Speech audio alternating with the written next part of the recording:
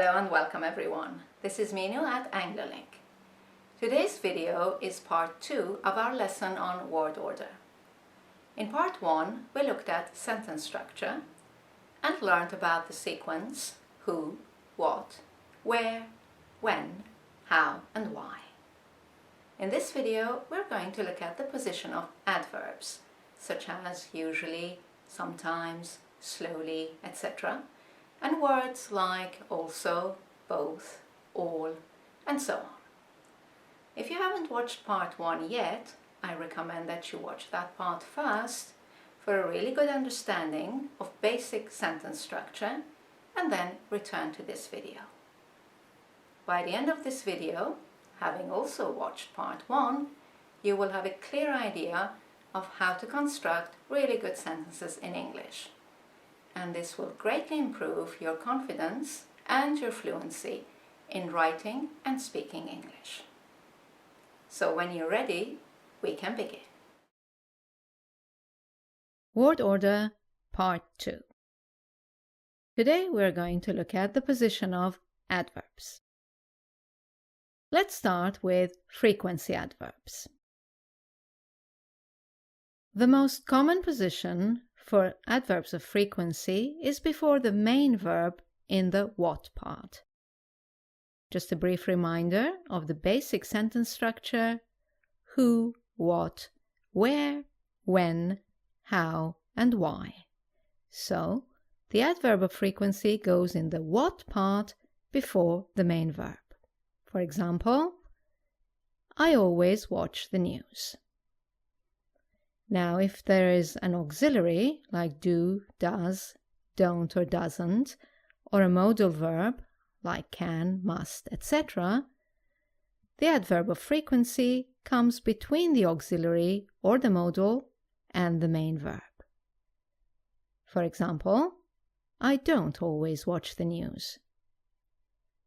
Or, I can't always watch the news.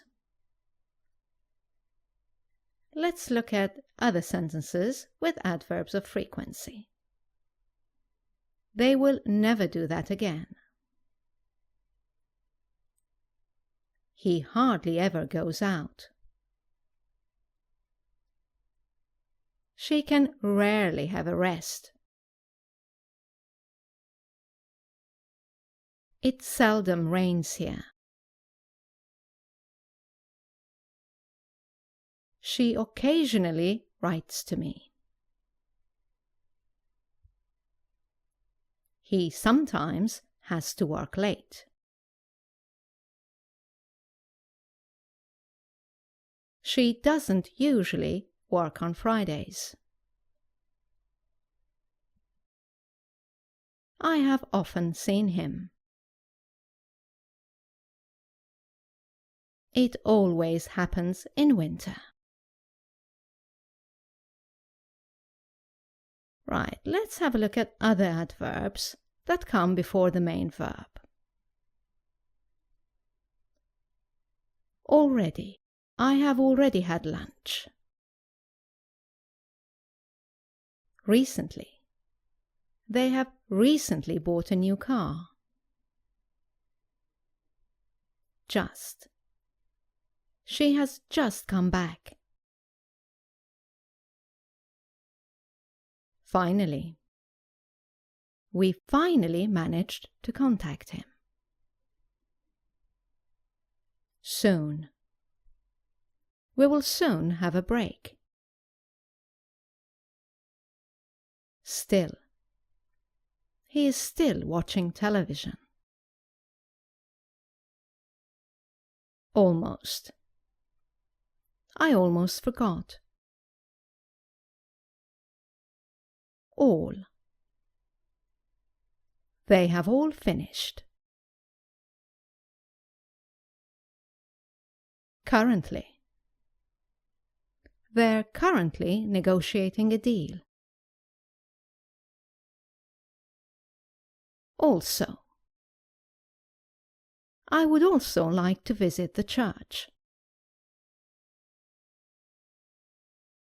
Probably. We will probably get a letter next week. both. We both arrived late. Even. I can't even move my fingers. Hardly. I could hardly hear him. Now, there is one exception, and that's the verb to be as the main verb. When it comes to the verb to be, whether it's an auxiliary or the main verb, adverbs always come after it. For example, for frequency adverbs, she is always here. The bus is rarely on time. They're often tired. And with other adverbs, we were all happy.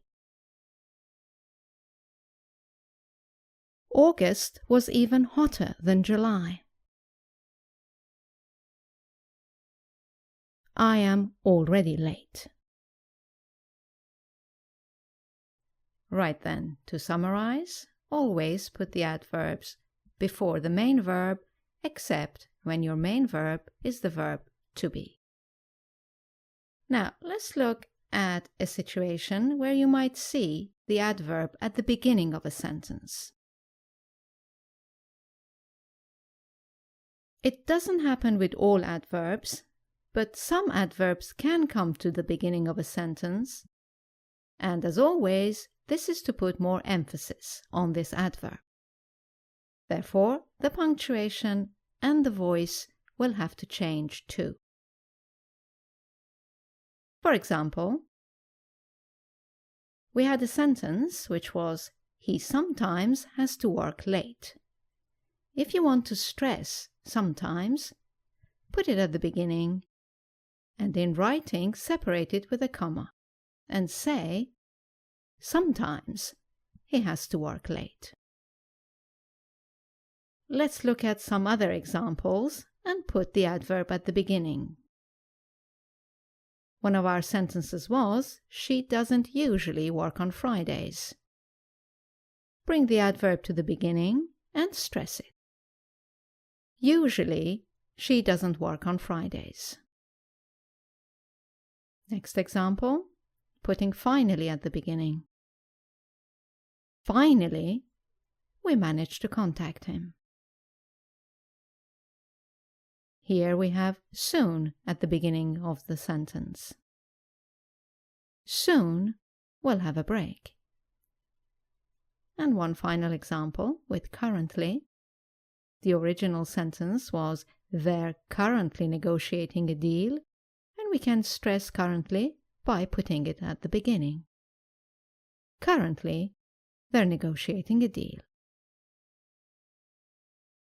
Now, one word of warning, and that is, if you have a negative adverb and you put that at the beginning of a sentence, you will need to use an inversion. You will need to switch the places of your auxiliary and your subject, like you do in a question.